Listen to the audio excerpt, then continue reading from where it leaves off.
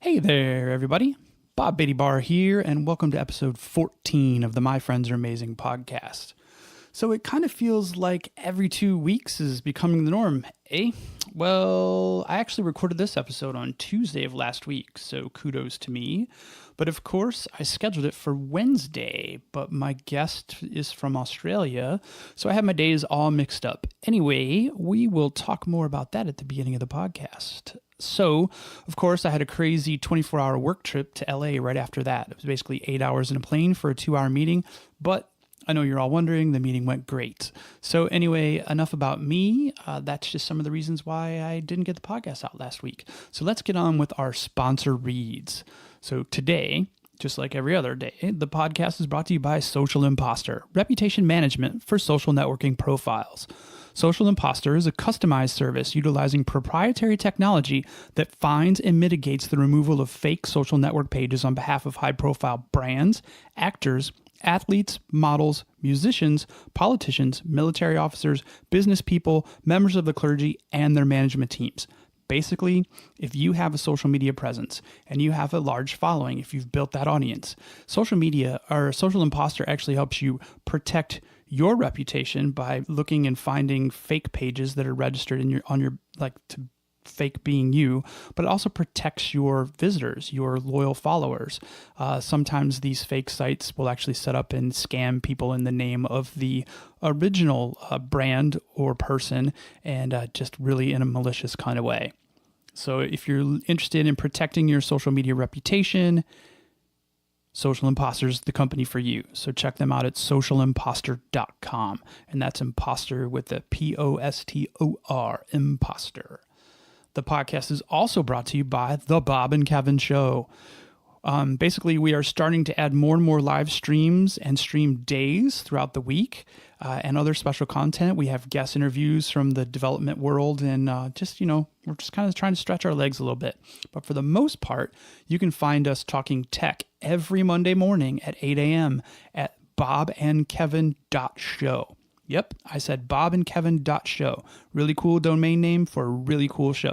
So you can go there and hit that subscribe button and hit the bell next to the subscribe button, and you'll get notified when we have our upcoming live broadcasts, and you'll get notified actually when we go live. So speaking of subscribe, if you like this podcast, please be sure to subscribe to the podcast on iTunes, Stitcher, and really just about any other podcast network. The only one that still I'm not on is Spotify. So I'm working really hard to get listed on Spotify as well. But by pushing the subscribe button, that lets me know how many loyal listeners I have. And I just want to say, if you have subscribed on another network, or any network for that matter, thank you so much for that. So this week, my special guest on the podcast was Kris Deminick. Kris is the owner of This Electrified Life. It's a personal coaching company. She's also a fitness instructor, writer, and speaker. From physical burnout, a disillusioned advertising career, extreme self-doubt, and recovery from an eating disorder, Kris has overhauled her life and jumped off the deep end. She has a vision to make self-help sexy, and we talk about that on the cast, and see people all over the world ignite their unique spark and burn it bright.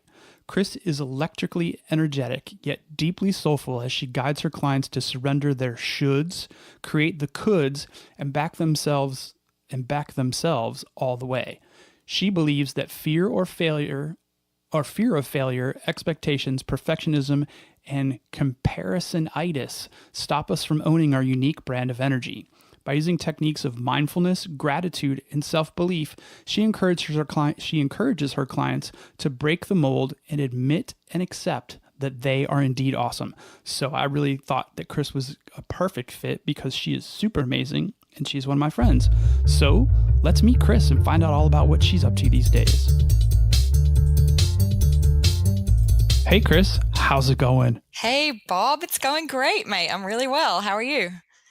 I'm doing all right. So full confession. So I sent you the link, or I sent you the information, and we agreed, that we would do this on Wednesday. And funny thing, it's Tuesday where I live. So we agreed on a date and a time, and we really weren't even talking about the same day. So that is so funny. So why don't you tell everybody where you're joining in from today? Well, I am coming from down under, just north of Sydney in Australia. And this time difference thing, I tell you what, it gets me even within my own country. I had a call with a client yesterday and I'm sitting there waiting for her. She didn't show up. I texted her and she said, yeah, 1 o'clock my time. I'm in Queensland. So even just state to state in Australia, I get it wrong. So I'm not surprised.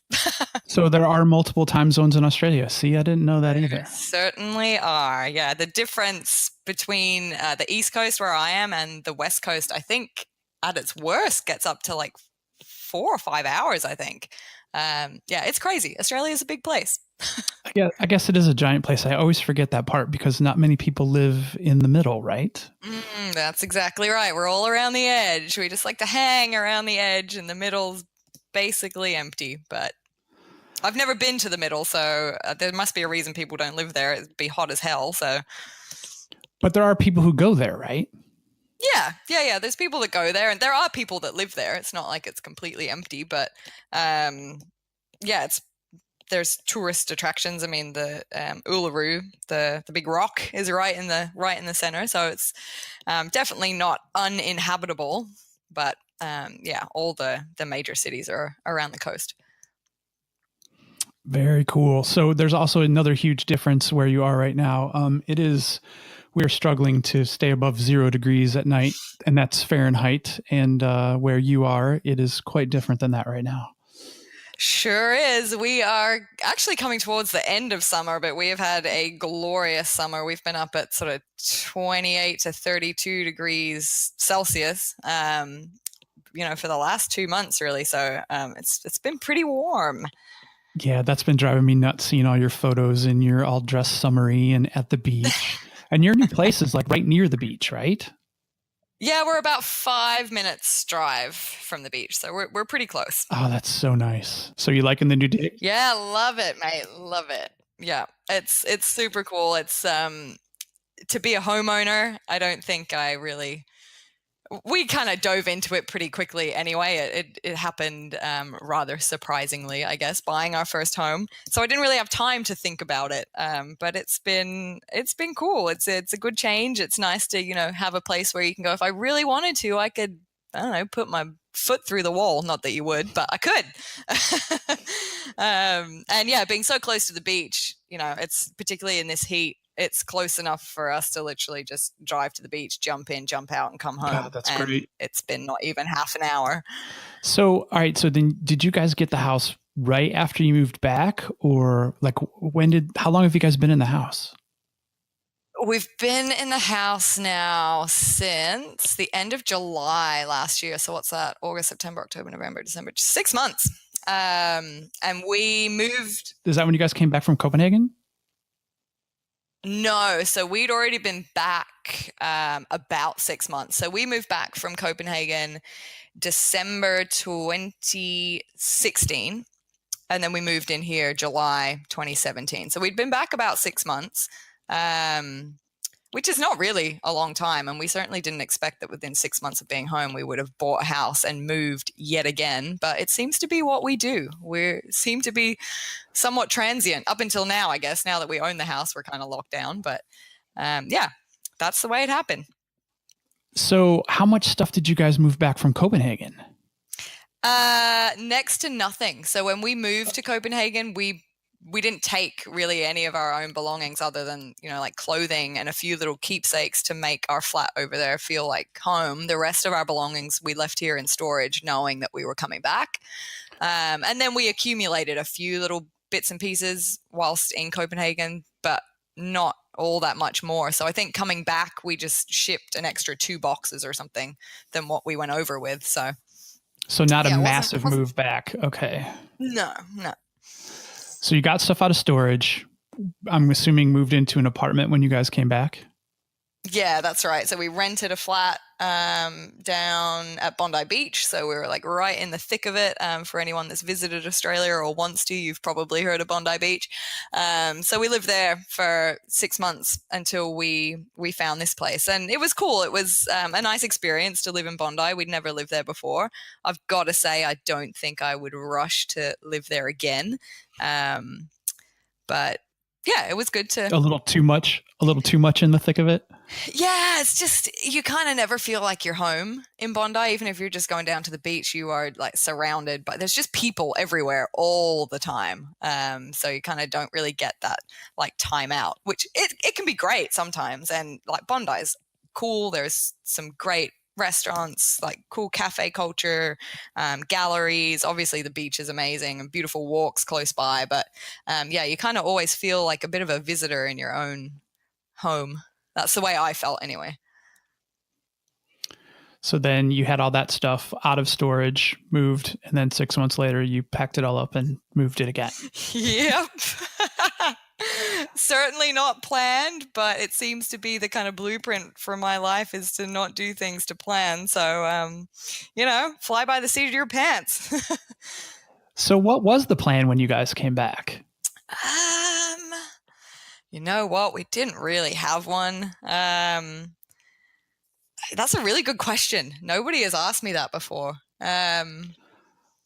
Well, you just mentioned not according to plan, so I figured there must have been a plan somewhere. Yeah, well, when you asked that question, it made me realize I don't even know what I mean by plan, because we didn't really have one. I guess moving back from Denmark, the reason we moved back and decided not to sort of stay there long term was that, in terms of when we did want to settle and buy a house and start a family and, grow up, I guess, we knew we wanted to do that in Australia. So we figured, well, we're kind of at the point where we're thinking about doing that. So rather than prolong it and make it even harder to leave Denmark if we got more attached to it, let's, head home and start to lay those roots down. So I guess, buying a house it's not like it was completely out of left field. It just happened a lot sooner than we expected. It wasn't in the immediate short-term plan. Yeah, it wasn't in the 6-month plan. So you were working in Denmark before you came back to Australia, right? Mm-hmm. Yeah. What were you doing there? I was teaching Pilates and TRX classes in Copenhagen. And then I was also working for Umbraco on their kind of marketing team. So my background is in digital advertising. I worked in digital ad agencies as a producer and a project manager, account manager, you name it, copywriter, for 6 years in Australia. So when we got to Denmark, I jumped on board and was sort of doing it client side, I guess, from Braco, whilst doing my other job, which is, fitness teaching. So how did you guys end up I know the answer to this, but so for everyone listening out there, how did you guys end up in Denmark? So my husband, Shannon, is one of the core developers for Braco, and randomly, I guess, you know what? This is a funny story, actually, talking about buying a house. Just before we moved to Denmark, before the opportunity even came up, we were thinking, all right, we want to buy a house. We're at this point where we want to take the next step. And for us, that was buying a house. So we got our home loan approved. We were sort of sitting there thinking, all right, we're ready to do this. And for some reason, we kept hesitating. And at that point, we were looking to buy a house in Sydney. So we're not in Sydney at the moment. We're about an hour north, where it's cheaper, let's just say.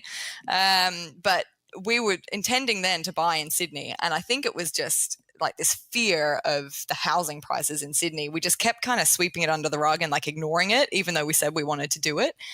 And then I signed on to a full-time job for the first time in 3 years. I've been freelancing up until then. And I went, know what? I'm going to bite the bullet. I'm going to go full-time again. We're going to lay these roots down. We're going to buy the house. And I was interviewing for another job while I was negotiating, which job I was going to take, essentially. And I was sitting there at work one day kind of umming and ahhing, like, what am I going to do? Am I going to go here? Am I going to stay there? And all of a sudden I get this text message from Shannon saying, this is weird, but we need to talk tonight because we've just been asked if we want to move to Denmark. And we both kind of just laughed about it and went like, haha, that'd be cool, but no. And then we went about our days. And then we got home that night and we sat down and we looked at each other. And I think we both kind of knew, just even looking at each other and not saying anything, that we were going to do it. But again, we sort of looked at each other and said, that'd be cool, but like, no, we're going to, we've got our stuff going here. We're going to buy the house and you're going to take that job. And then we sort of looked at each other again and we said, well, hang on, like, why not? We've just kind of defaulted to laughing about it and saying no, but let's just consider this for a second. Why the hell not?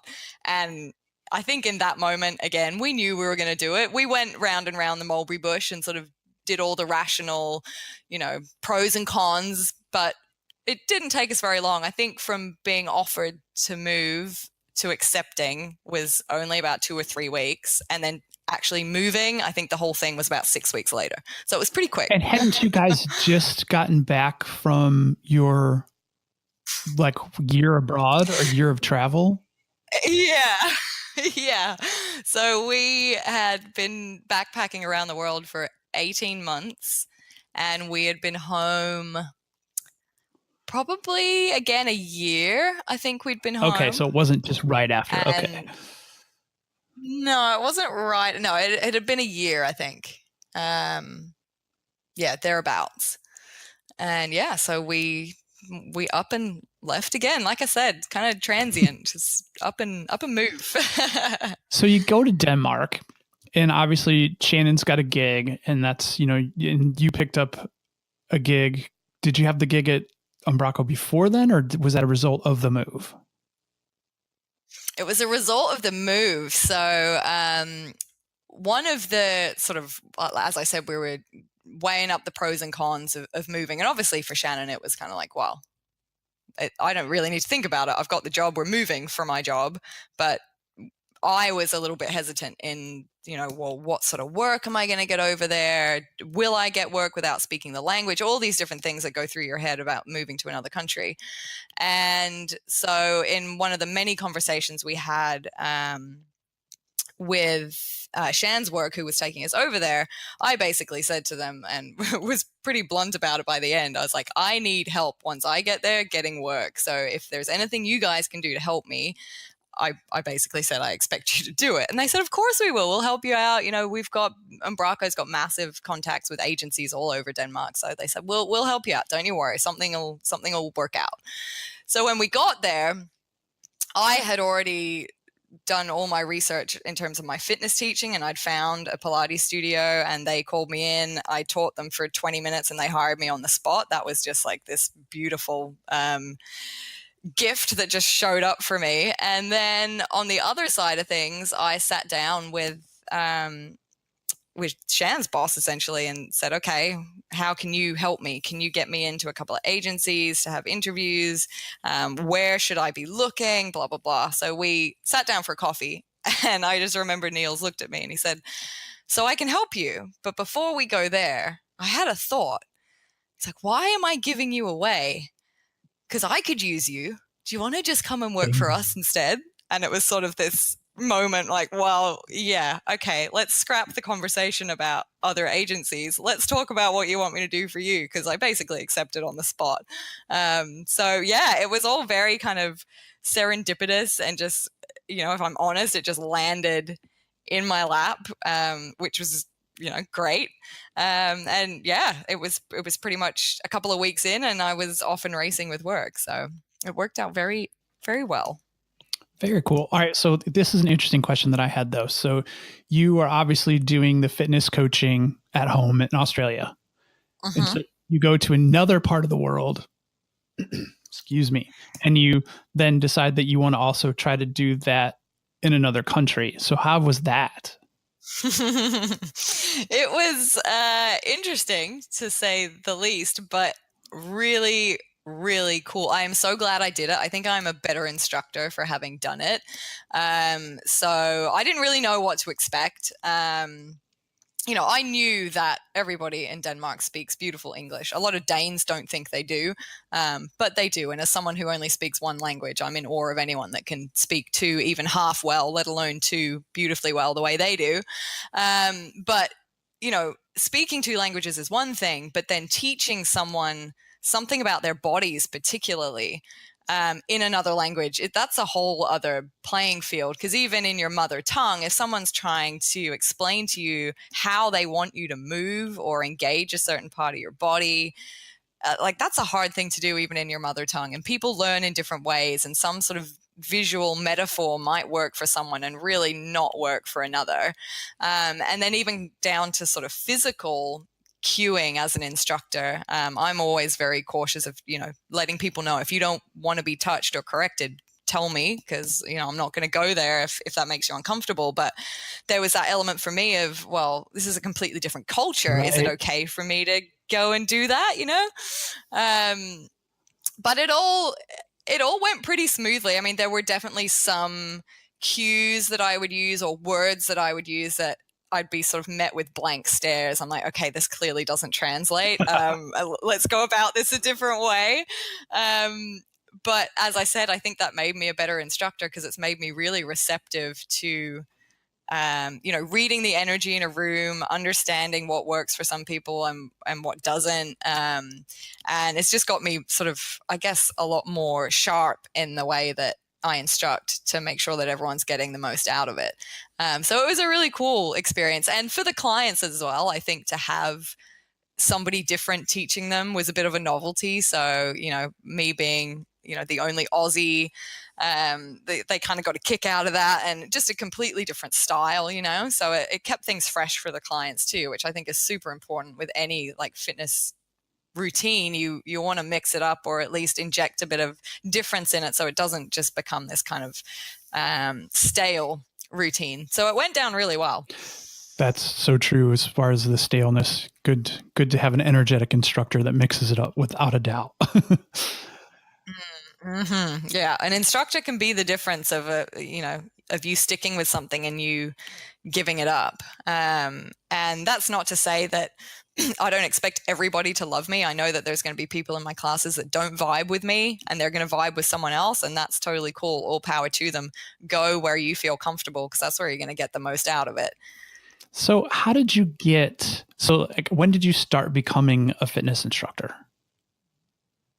So that was 2014. So it was just after we'd moved back after our first trip abroad, which was our backpacking trip around the world.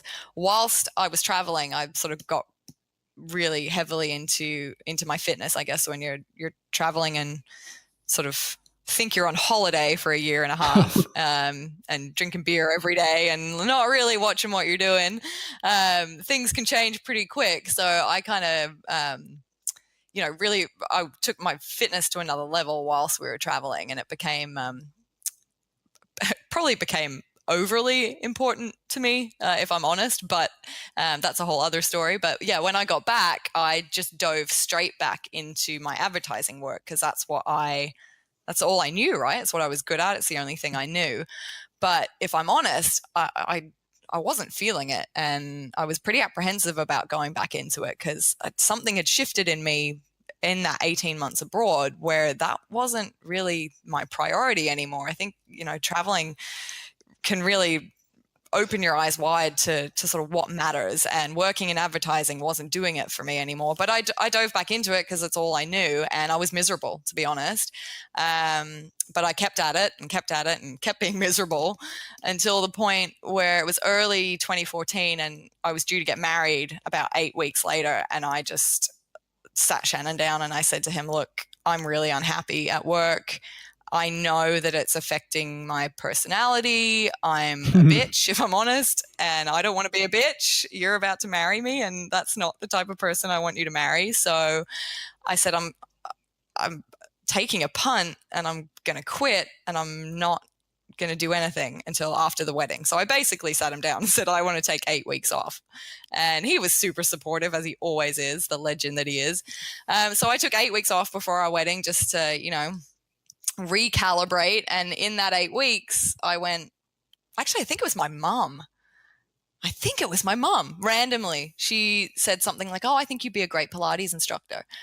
Just and like off I went. Blue, or? I think so. I think we were talking about Pilates because we'd both been following the same like online Pilates videos while I was overseas. And so, there was that connection. We had been, both practicing it. But yeah, out of the blue in terms of suggesting I do it, I'm pretty sure it was her. She said, I think you'd be great. So off I went and I enrolled. And as I do with everything, I threw myself into it with gusto. So doing my Pilates training turned into doing my personal training certification, my group fitness certification, and it just kind of rolled on from there. But it was always something in the beginning that I was only doing on the side. I think I was too scared to give up that kind of day job for a long time, particularly because you're not a fitness instructor for the money. It doesn't pay very well unless you've like nailed something super niche or you're kind of celebrity instructor or something. So yeah, I always kind of held on to it just on the side. But I just loved it, and that's why I think when I moved to Denmark, I tried to make a real point of up-leveling how much of it I was doing to kind of balance it out with my other work. And the satisfaction I get from it is just on a different level to my advertising career. Nice. So when you were traveling, you said you were doing some online Pilates stuff kind of almost in tandem with your mom. Were you also going to like live instructors in these different locations and kind of soaking in a huge background of training, or? Yeah, I went to a few different places. So when I was in Germany, I've got family in Germany. So I was going to the gym with my cousin and doing these classes that were all in German. So I got really good at counting to 5. And I can't remember it now, so don't ask me. So I did some classes there. And then when we were in Canada, where my husband's from, we kind of stopped for about 5 or 6 weeks just to sort of have a break from being on the road. So I was going to the gym there and met some really, really cool instructors there, doing a lot of like body combat type stuff, which is not what I had been doing up till then. So it was kind of cool to just do something different and see how people were teaching it. And then in Mexico as well, my husband's mom lives in Mexico, so we spent a little time there. And I actually went into the gym there and they asked me to start teaching for them, which I didn't do. But I was taking Pilates classes down in Mexico as well. So again, my Spanish vocabulary in terms of like right and left and counting and inhaling and exhaling, I learned that pretty quick. It's really funny what you learn if you're doing a particular activity in a different language. The same thing happened when I went to Denmark and I was taking classes there. My Danish, the first thing I learned was how to count to 10. And that was because I was always in a fitness studio and people, the instructors were counting your reps or left and right or your body parts. Like I got really good at, like leg and arm and head. So I was learning all these really weird pieces of vocabulary that you probably wouldn't start with traditionally. But right. Usually like, where's the it made it kind of fun. Exactly. Yeah. I can tell you how to lift your hips off the floor, but I can't ask you where the bathroom is. All right. So let's come more to the present, I guess, for a little while, and we'll probably go back and forth in time. But so you took the fitness instructing and kind of like took that to the next level and started, you're currently a life coach, correct? I am, yes. So is that a transition or a building upon from the physical training, or? Yeah, it's a building upon. So when we moved back from Denmark, I really took that as my my chance to pretty much sever the digital advertising realm. It was my kind of mission, I guess, coming back to Australia for the second time to actually follow what it is that I wanted to do. And that doesn't mean that I, regret any of my advertising career. I don't at all. I learned a lot from it. I still use it now, building my own business and marketing my own business.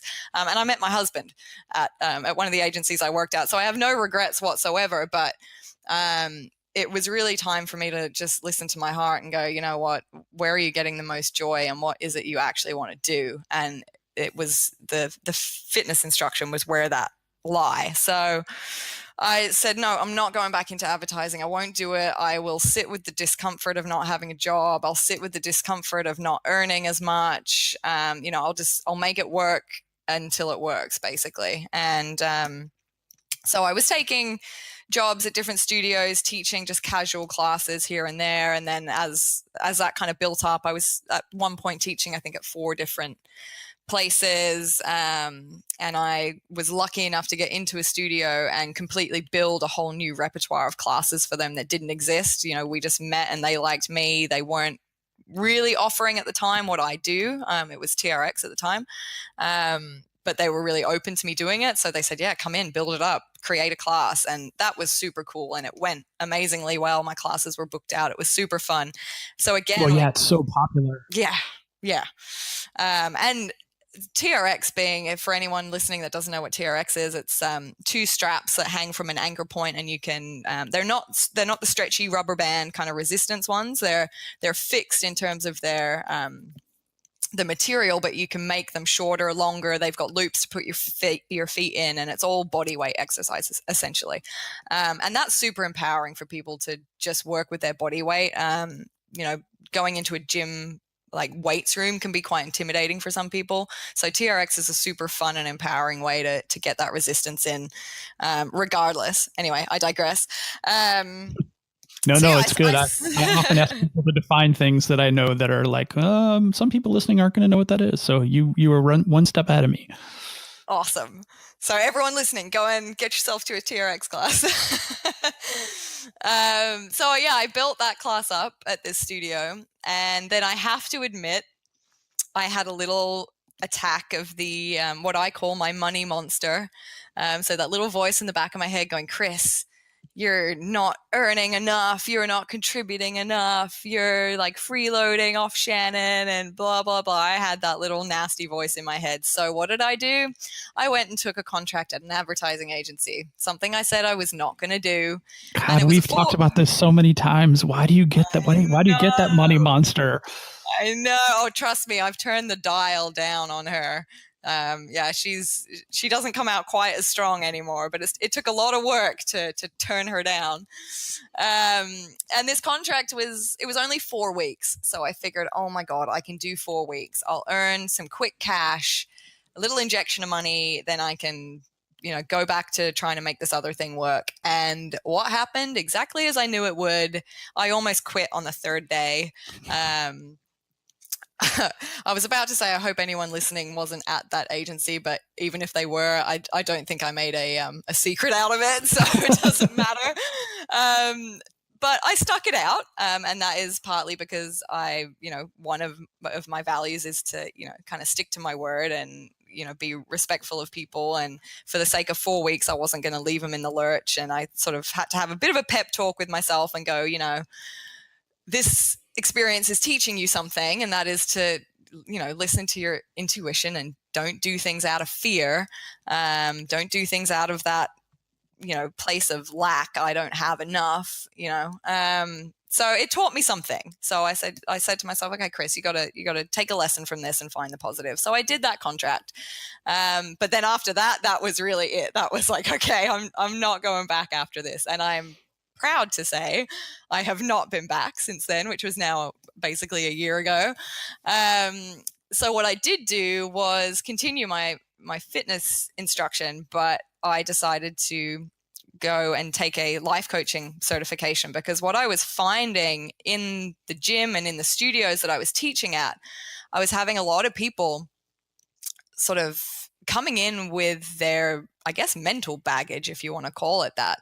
And I have, a great respect for us fitness instructors, because it's not just going in and teaching a physical class. You kind of have to have a psychology degree, because a lot of stuff comes out of people when they're kind of moving their bodies. Exactly. Yeah. And it really became apparent to me, and this is like my personal story as well. So, my own relationship with fitness, with exercise, with my body, I had really learned that to have a fit body, you got to give the same amount of attention to your mind. You don't leave your brain at the door of a gym. It doesn't work that way. And I was having a lot of clients coming in, and they just might not be feeling it one day, and they get really frustrated because they couldn't do that last chin up or something. And I'd take them aside at the end. I'd just say, I just want to check in. I sense that, you weren't feeling great today. Is there anything I can do? And they would break down, and all of a sudden it would be, okay, it wasn't about that chin up. It was about the fact that, you had an argument with your partner last night, or, your job is under threat or something. Like all these other things going on that were playing on their mind was affecting the energy that they brought into the room. So it really got me thinking about wanting to be able to coach people on their mental fitness as well as their physical fitness. So that's where the idea to become a life coach came from. And since then I've just run with it. So I've now launched my own coaching business, this Electrified Life, and I do that alongside my physical coaching. I still sort of tend to keep them somewhat separate in that, if you come to me for coaching, it's not like you have to suddenly sign on to some amazing like fitness plan as well. It's more the fact that I am equally passionate about both, and see the interplay between the way we feel about our physical health and our physical fitness and our physical bodies, and our, the same of our mental fitness. So it's pretty cool. So now I don't know if this was part of your life coach training, but wasn't there like a Bali retreat or something, or was that something completely separate? So the Bali retreat was actually something I did for my own personal development, I guess. So there's quite a long backstory to this, but it's a kind of entryway into where I'm at now, why I am a life coach and how I became a life coach. So, great segue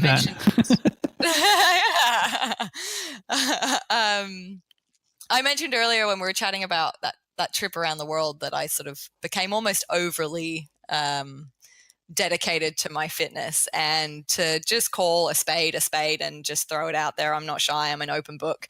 I basically overtrained and underate and developed what's called body dysmorphia and a calorie restrictive eating disorder. So I was tracking every damn thing I put in my mouth and training like an idiot, basically.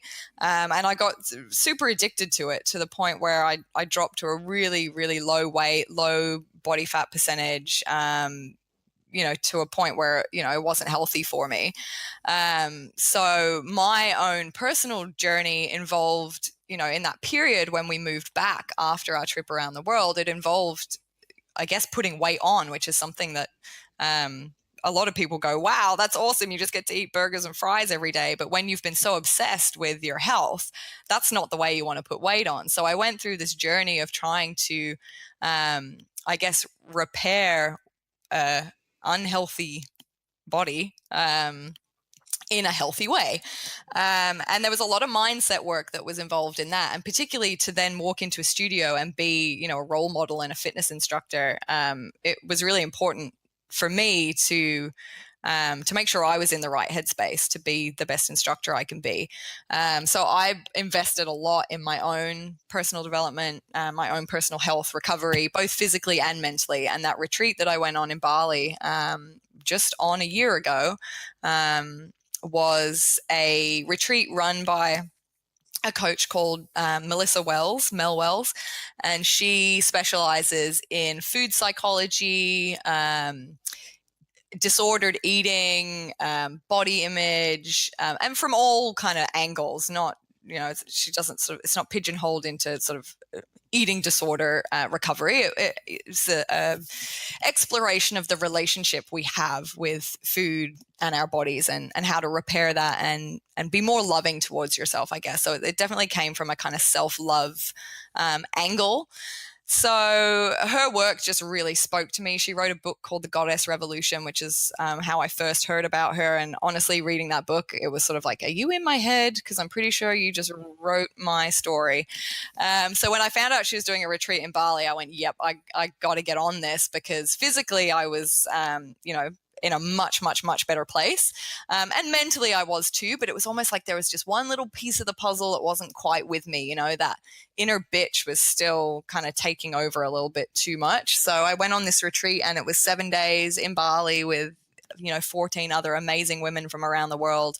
And we just kind of workshopped around the way we felt about ourselves, the way we felt about our bodies, comparison, fear, that inner bitch, all sorts of kind of self-development work. And it was unreal. It was super cool. And I think the reason it was so powerful is because we were taken away from the everyday. You know, we're locked in this amazing villa for 7 days. We had a personal chef cooking for us, and we just had that time and space to really like go deep, to go there and to face the fears, to face the discomfort, to face the nasty stuff, and to kind of turn it around. And I think once you're given the space and the time to actually focus on it, that's when you start to see how important it really is. So, you know, it's very easy to say, oh, you know, I'm self-loving and I look after myself when things are going great. But when things are not so great, or you've got some discomfort that you have to face, it's not as easy to do that. So when you're in everyday life and, you know, you've got to go to work and look after the kids and you've got all these other distractions, of course you're going to put it off. So to be taken away and kind of put in a safe place where all you're focusing on is that, and the only thing you have to think about is how you want to care for yourself that day, it was pretty powerful. Yeah, and I've noticed that in a lot of the stuff that you've been sharing and writing, it seems like you're exploring, trying to find those spots, you know, in the everyday life to get that escape away, to find that peace, to be able to, you know, you can't go to Bali all the time. So kind of like to make that own Bali for yourself, to give yourself that perspective. Exactly. That is such a good way to put it. You can't go to Bali all the time. You know, reality is still reality. And I pride myself as a coach on, you know, being really respectful and understanding of the fact that each of my clients, you know, you still have your duties and your responsibilities and, you know, logistics.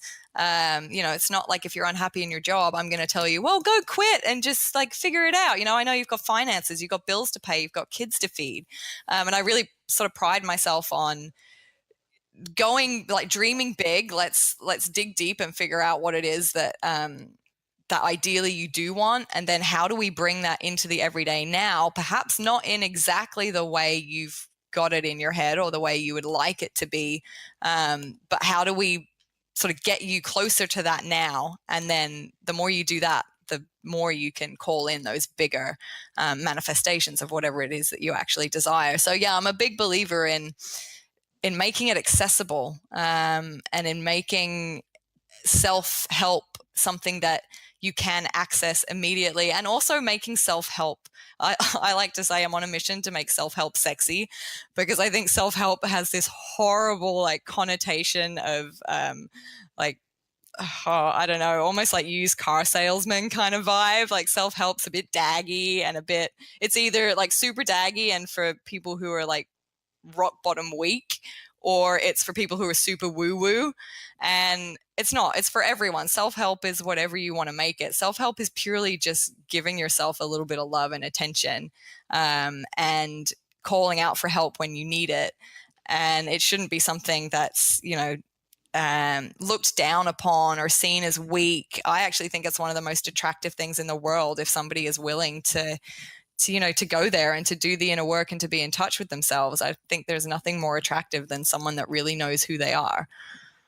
Well, one thing that I really like about what you're doing, and obviously we're not going to give away the store here, but like in the things that you share, it's a lot about the realization. Like you have to have that moment first where you're like, oh my gosh, my inner bitch is coming out, or oh my gosh, the money monster, or you know, all those things. It's like stop, breathe, and realize that this thing is happening. And I feel like the stuff that you're sharing out there for everyone is really helping.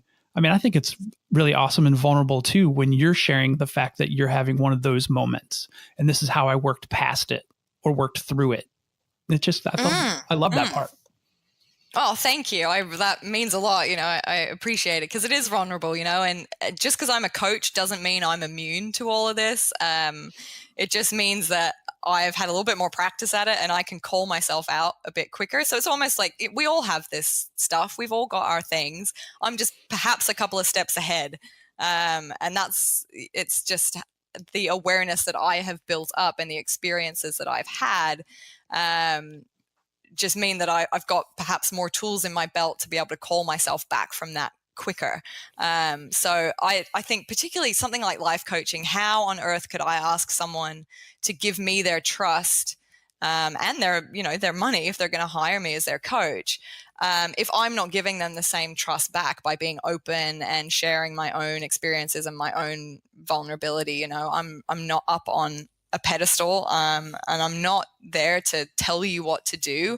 I'm there to hold space for somebody, to allow you the space and time and safety to perhaps explore the things that you wouldn't otherwise explore, and to hold your hand along the way, to guide you, of course, to give suggestions if you're struggling, but also to just hold the space for you to realize that you know more than you think you do, and you have more answers than you think you do.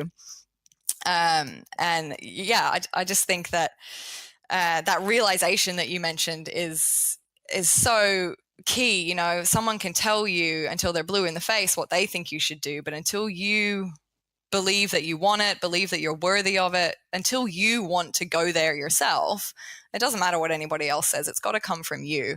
And all that takes is a little bit of curiosity, a little bit of surrender, an open heart and an open mind. And it's amazing what things can come to you when you just allow yourself to be curious. No one's asking you to, believe in some dogma or, some particular teaching or prescription. All my clients, they're very different personalities and they work in very different ways, and that's totally cool. I'm never going to prescribe one method of doing things for every single person.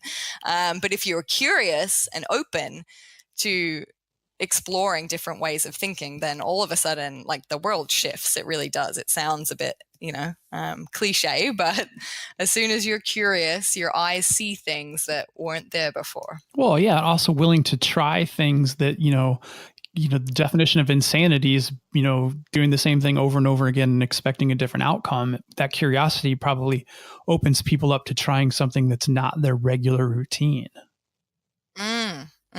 Yeah, for sure. And I think one of the most common piece of feedback I get from my clients about coaching with me is the fact that when you are in that dedicated space for an hour, which is just for you, and I'm sitting and listening and really deeply listening to what my clients are saying, but also what they're not saying.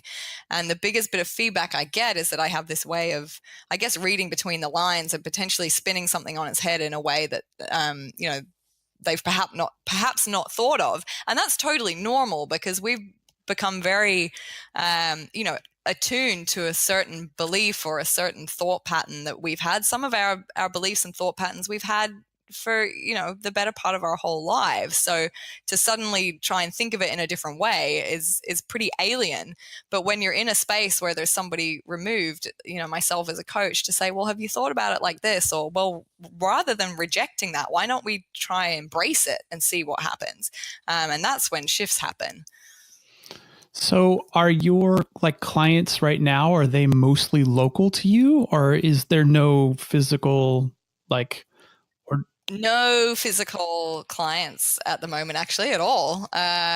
So all of my clients are remote. We meet just on a web call. I use Zoom, and we jump on and spend an hour online together. I've got clients in all over Australia, in 2 different states in Australia. I've got a client in Denmark. So it doesn't really matter where you are. All it takes is understanding a time difference, which, as you heard at the top of the call, I'm not great at. But Me neither. Trust me when I say, with my clients, I make sure that I figure out the time difference. So it's all done online, which is awesome. It makes it super accessible, really easy. You can do it from, the comfort of your own home or somewhere else if you want to be, removed and outside of the house. So I do see people face to face if they happen to be local, but just the way it's panned out at the moment, yeah, all my clients have been interstate or overseas. So how do you cultivate those client relationships, and like how do you establish a client relationship with somebody that is not even in your locale?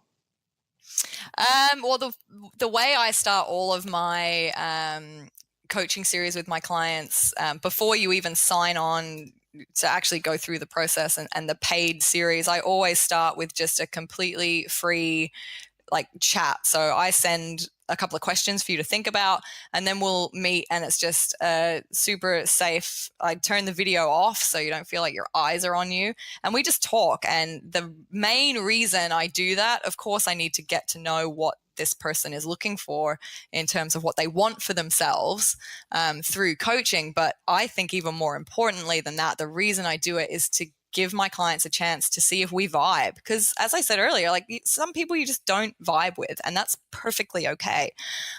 So I really value that initial chance to connect, and we just talk and see if those sparks kind of fly. And then in addition to that, as I go through my work with my clients, I really try to take note of what's going on in their lives and particular specific things about them. And if I see something in my week that's, I was speaking about that with so-and-so, I'll flick it to them in an email just to, cultivate that, that trust that, I'm there for them. I'm their cheerleader. They're on my mind. Remembering little things, like one of my clients, I think in the first session, her kid's tooth fell out in the middle of the session. So she had to, rush off and attend to her daughter. So, I'll make a note of it. So I know that the next time, ask after her daughter, and just, care and be invested in what's going on for each of my clients. And then I guess in addition to that, to sort of cultivate a network and a following, I mainly focus on Instagram in terms of like social following. And I try to make sure on Instagram that I'm sharing, little tidbits that anybody can take regardless of if they work with me or not. So like those little everyday kind of life hacks, Right. To bring those moments of mindfulness and self-awareness, but then to also share myself. And that is, both me as a person and as a coach. I do a lot of Instagram stories that are like little snippets of what it could be like to coach with me. I might pick a topic and talk about it. But also just me as a person, like what lights me up, what gets me going, what strategies do I use that that I love. And, for example, 2 days ago, or Super Bowl, I shared a post about Prince, because music is massive for me. Music's like a huge muse. I count music as part of my like spiritual practice. Honestly, it's like euphoric for me. And so I decided, you know what? Yeah, okay, not everyone might like Prince, but I am going to share something about the fact that I like this artist and what could we learn from him.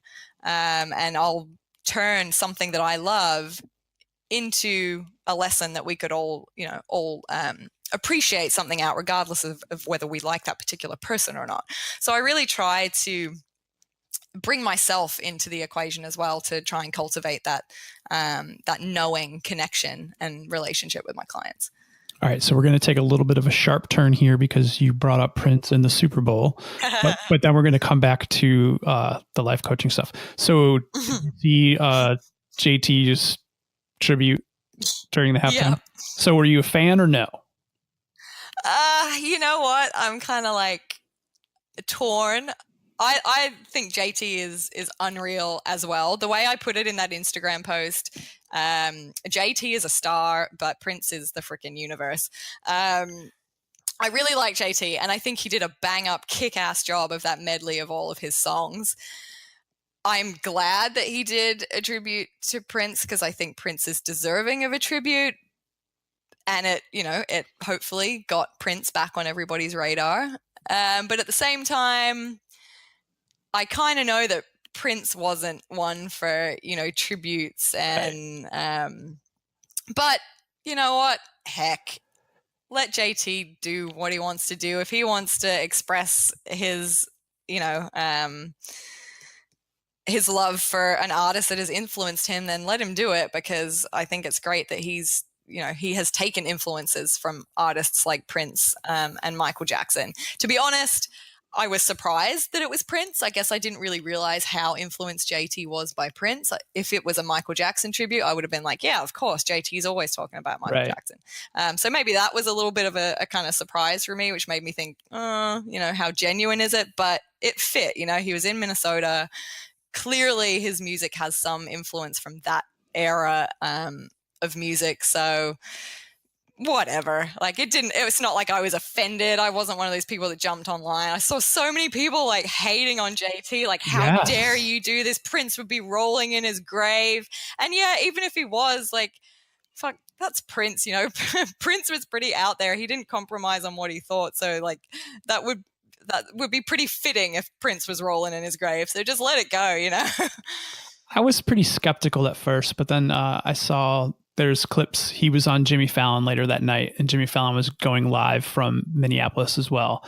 And he kind of really put a nice little bow on it. I mean, it definitely was a heartfelt tribute. And he kind of said the same thing that you said about Prince being the universe. Like, he was really giving it up. And Questlove gave his seal of approval on the whole thing. And Quest is... Well, there you go. Yeah, Quest is pretty much deep into whole Prince and music and everything too. So go check that out. That'll definitely... I will. That'll definitely let you feel a little better about being okay with it too. Yeah. Look, I think anything that can celebrate amazing artists, like, go for it. Music is a joy. So let's kind of like take the politics off it and just let music lift you up and be a joy. And I have to say, I totally said Minnesota before, and you've corrected me. So no, Minnesota's correct. Yeah, I know, but Minneapolis is what I was trying to say. Oh, well, it's still in Minnesota. Yeah. Good. No need to dial it down to the city. All right. So there was another part of me, like, so sorry we took that detour, but no, that's all right. Prince is always a worthy detour. How do these people find you? Do they find you through the Instagram, like your clients for the life coaching? Yeah. So I've had one client I'm working with at the moment. Yes, she found me through Instagram.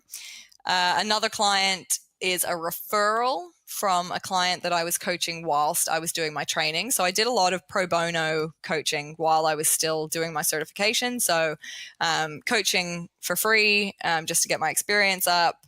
And out of that, I've had 2 referrals from one of the women that I coached during my training. So referral is definitely like a massive, particularly again for life coaching, something that involves, trust. And I can definitely understand why people might sort of hesitate and go, oh, am I really going to do this? I don't know who this person is. So I really value the power of word of mouth and referral. Social media, referral, and just people that I might have had like loose contact with, or I try not to coach really close friends. I feel like that just the waters are a little bit muddied there. But I have that could be interesting. But I have been coaching some people who, I may have worked with years ago, or I've got some sort of acquaintance with. So when I sort of first launched my business, I basically did a big call out to anybody that was in my address book. So anybody that's had contact with me in the last 8 years, you might have got an email just calling out for some support. And I had a few kind of surprise people from, back in the day express their interest. So yeah, there was one particular client who I used to work with, probably 5 or 6 years ago, that came and coached with me. Very cool. All right. So before we move on to my next agenda topic, I have this area called show notes, but it's really not that much of an agenda topic. How would people let people know listening to the podcast how they would find you? How can you find me? Alrighty. So my website is the first place you can find me, and that is www.diselectrifiedlife.com. And that's also where my blog is. So diselectrifiedlife.com/blog, you can find my blog, and that's a really good way to kind of get to know me and what I'm all about and the things that I love to work with my clients on. So I'd say the website, and then jump on my Instagram. I do have a Facebook page for the business as well, but I would say go follow me on Instagram, see the type of content that I'm sharing there. Jump on and watch my little Insta stories. And you can, of course, message me through Instagram as well. So that is at This Electrified Life on Instagram. So yeah, website. Highly recommend that as an Instagram follow. Yes. Come along, give me a follow. We'll have some fun. Is that what they say for Instagram? Is it follow me on Instagram? I can never keep track of it. Yeah. Yeah. Follow on Instagram, like on Facebook. Yes. And what do you do on Twitter? You follow on Twitter too, right? You follow on Twitter. Yeah. But you don't do tweets for This Electrified Life, do you? Not yet, no. So I do share what I'm up to just off my personal handle, which is at Kris Deminick. So please come along, follow me on Twitter as well. You will hear what This Electrified Life is up to, but just purely for, I guess, my own focus. I only launched the Facebook page 4 days ago. So up until the end of last week, I was purely on my website, blog, and Instagram. And I did that for a very particular reason, because I kind of wanted to hone my focus somewhere and really do it well and serve people in a useful way in one place rather than kind of scattergunning everywhere. Right. Yeah, so that's the reason I don't have a dedicated Twitter handle yet for the business, but it may come. Who knows? But until then, there's plenty of other places you can find me. Any possibility for a future This Electrified Life podcast? Ooh, maybe. I'm certainly not adverse to the idea. I'm going to definitely start doing, one of the reasons I launched the Facebook page is because I'll start doing like Facebook Live, so little mini workshops, nice. Q&A sessions. So I'll probably start with that. But yeah, it's definitely something that could be on the radar for sure. Highly recommend it. It's very cathartic for me to do this. So I think you'd really enjoy the podcasting aspect. It's just fun. It's just, it's like taking notes without having to write them down. That's a nice way of putting it. And you know what? It's like you said to me earlier when we were kind of setting up, it's like a good old fashioned phone call. And I was having this discussion with a friend just last week. I was sitting here working away, squirreling away, writing my blog, and I got this phone call and I saw this friend of mine that I haven't spoken to in probably 4 or 5 years. His name came up and he was calling me. And I'm actually really embarrassed to even admit this. I didn't answer it because I was like, oh, he must be like pocket dialing me or something. Like, why would he be calling me? And so I didn't answer it. And then when like the call stopped, I went, hang on. I'm like, that is bullshit. Kris, call him back. So I picked up the phone, I called him back, and he was at home. I think he was ill, so he was off work. And he said, I was sitting here watching Netflix and I thought, what the heck am I doing? I should actually communicate with someone. And he said, who do I really want to connect with? Who haven't I spoken to that, I always feel really good when I speak to them.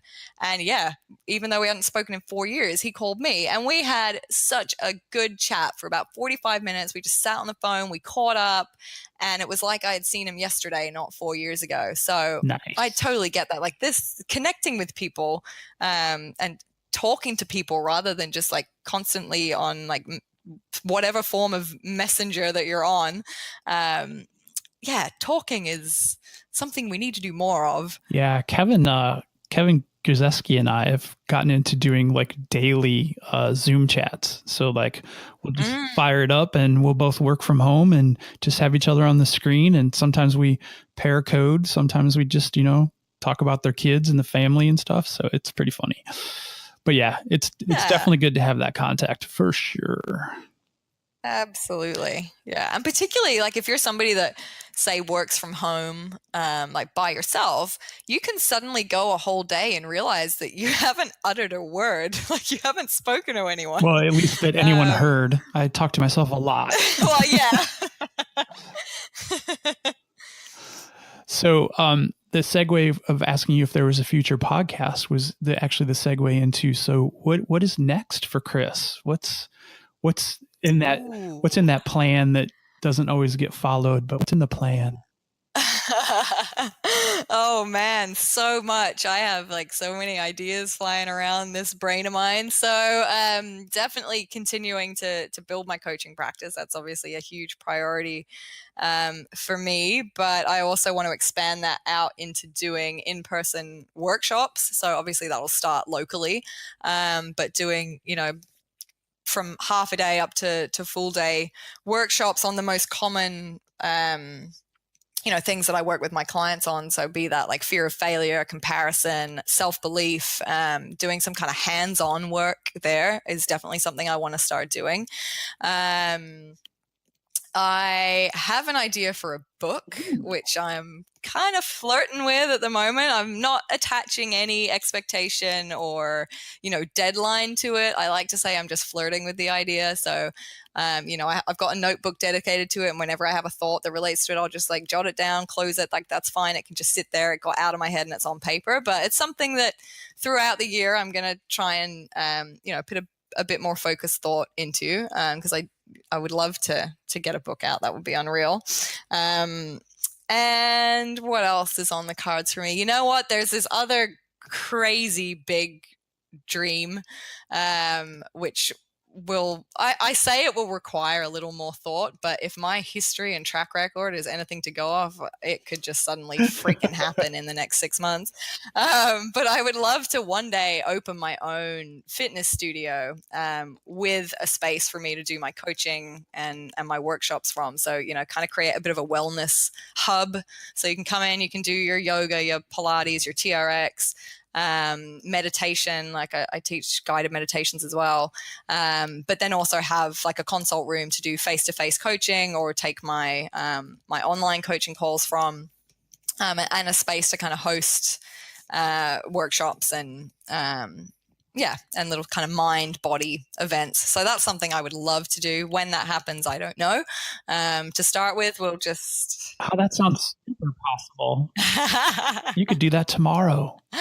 Yeah, we'll see. It's definitely on the radar. It's another little flicker in my eye, put it that way. No, that'd be awesome. Do it. Yeah, it'd be cool. It would be super cool. Yeah, I can see it. I can see it in my head. I know what it looks like. I just need to put my head down and bring it to life. But I would just love to create a space where people can, and even, just a space where if you're, you just need some freaking time out, come in and I'll have a little like breakout area where you can just sit and like read your book or meditate or just chill out for 15 minutes on your way home from work. Like I would love to be able to create a space that, of course you can come in and do your structured classes or coaching or whatever it might be, but also just create a hub where your wellness and your mental,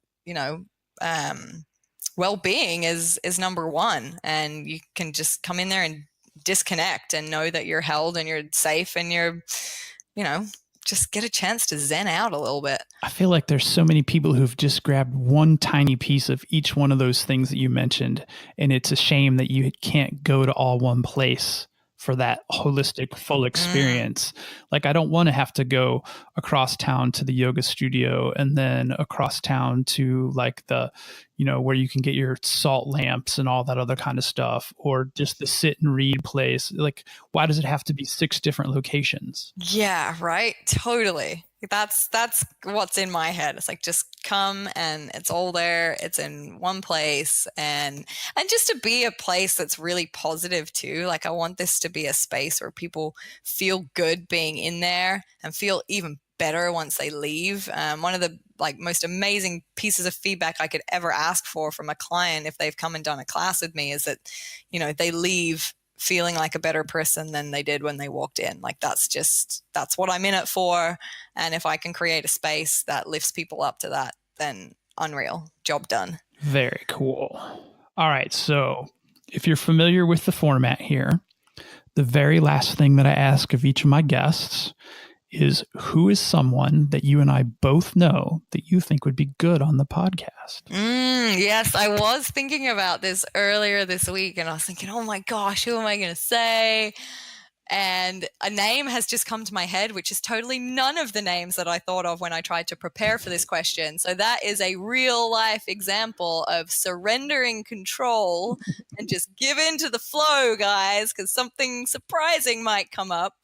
But I would love to hear from Miss Carol Logan. Oh, Carol. Very cool.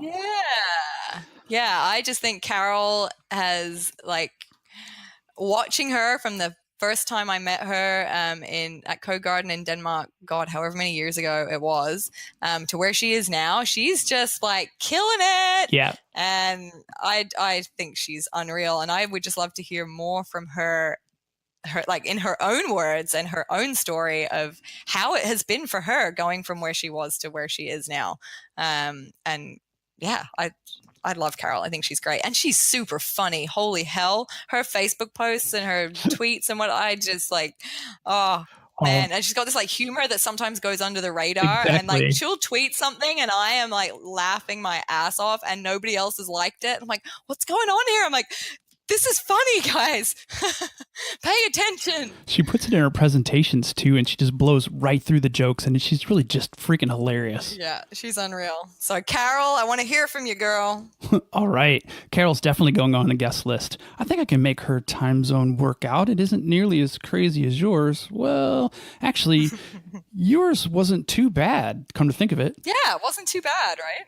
I guess, yeah. Really, the European ones actually throw things off. They're at the end of their day is right in the middle of my day. And by the time my day is over, they're ready to turn in for the night. Yeah, it's a bit difficult. Well, hey, I just wanted to say thanks. And, I always reserve the right to recall a witness, really a guest, because I feel like there's just tons more that we could talk about. So I'd love to have you on again sometime. Amazing. I would love to. It's been fun. Always love a good chin wag. So I always give my guests the chance to have the final word. So if there's any, pieces of wisdom or parting thoughts you want to share with everyone as we kind of close things out here tonight? Ooh, a parting thought. My goodness. Okay. I just want to say to everyone listening, if you have something that is tugging at you or bubbling away in you for attention, and you are not giving it attention because you're scared. We're all scared. You think you're going to fail. You don't have the belief in yourself to do it. I challenge you to try and ask yourself, what could you be missing out on by not facing it? And give yourself a break, give yourself a little fist bump, give yourself a little bit of love, and know that you are needed in all the ideas that you have and everything that you have to offer. You are needed just the way you are. So take a big old leap of faith and just do one thing that can step you closer towards whatever that thing is that's tugging at you. And I would also say, if at any point what you are doing becomes pressure, not pleasure, you want to sit and think about that. Try and use pleasure as your driving force. Flip it around. There you go. My little pearl of wisdom. Well, I totally love that. So thank you so much. You're welcome. Have a great night. All right. Wow. So I pretty much think Kris summed that up about as good as you possibly can. And with that, I'm going to say, hey, have a great week, or maybe two, because it looks like I'm doing these every couple of weeks. But until then, be amazing.